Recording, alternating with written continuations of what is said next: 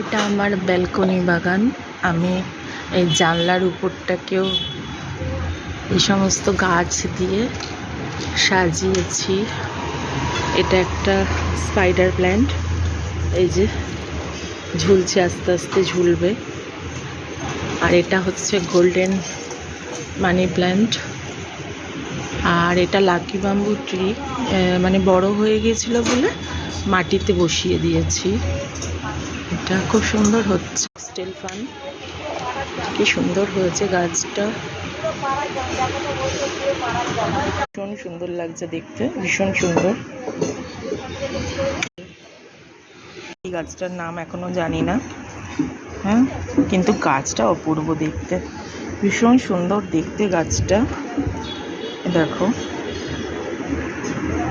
এটা turtle vine আছে, সম্ভবত এটার নাম টার্টেল ভাইনই, আমি ঠিক জানি না। কি সুন্দর গাছটা, কত ঝুলে গেছে দেখো।